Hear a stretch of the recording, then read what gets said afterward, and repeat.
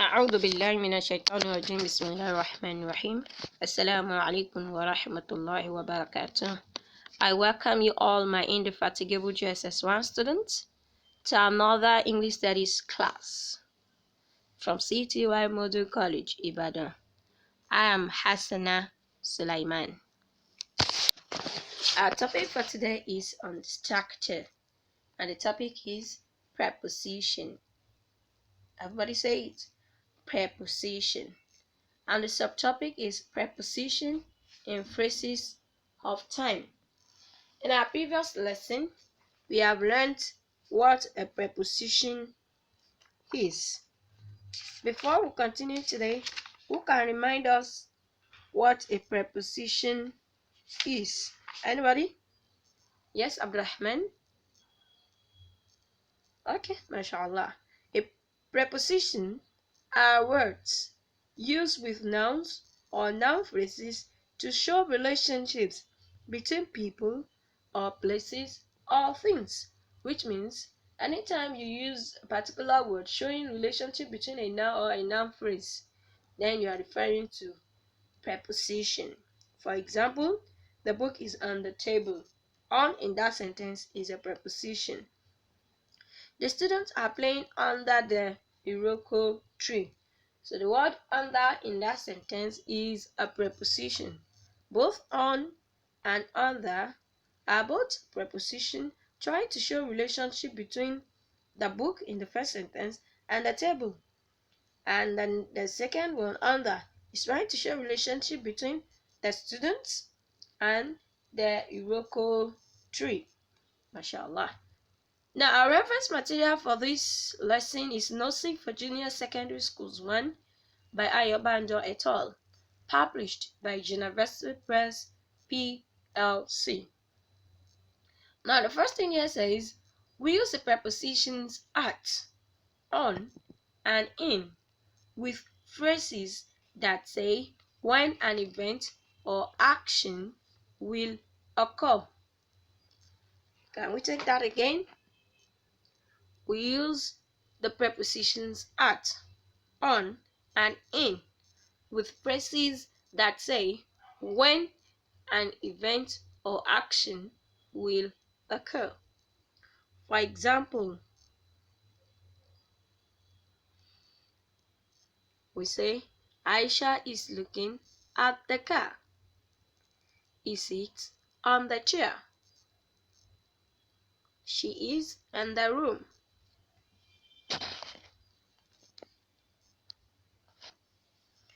Now, the next one says we use at with phrases that refer to points in time.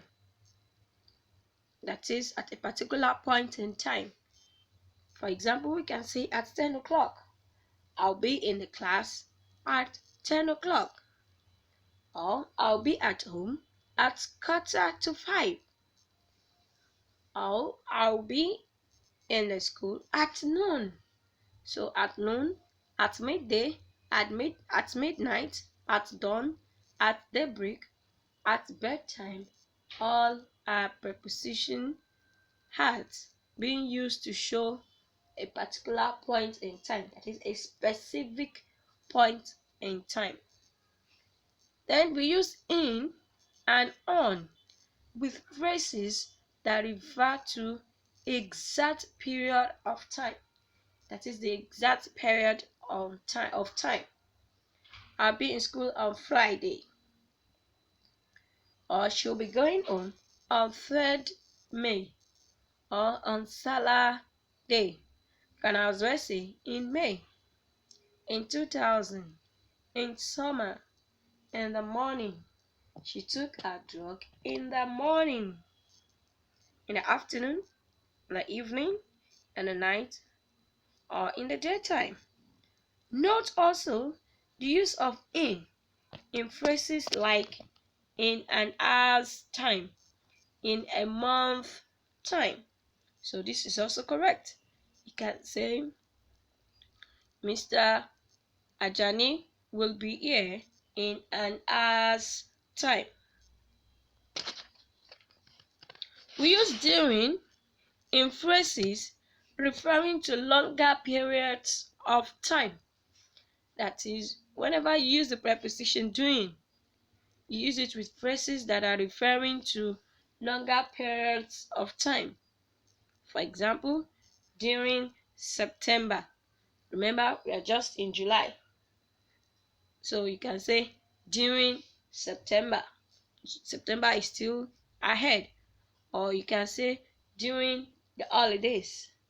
Aisha's mother gave birth during the holidays.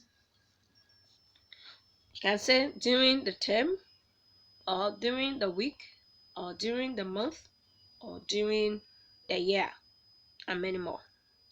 We also use for in phrases referring to periods of time.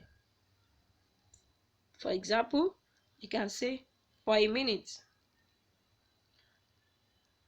I will only stay in your class for a minute, or for an hour, or for a day, or for 2, 3, or months, or for 2, 3 years, or for a long time, or forever.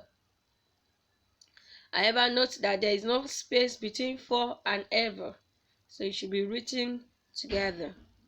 Note that the phrases for hours, days, weeks, months, or years all mean for a short but not very short time. That is, for a short time but not that very short time. Note that the phrases all day and all night have no preposition. Abdulaziz was playing all day, or she was sleeping all night. Note also that phrases beginning with each, every, next, and last have no preposition. Each morning,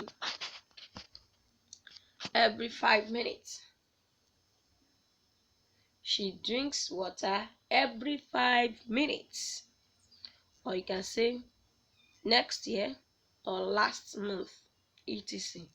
Also, phrases like the day before yesterday or the day after tomorrow have no preposition.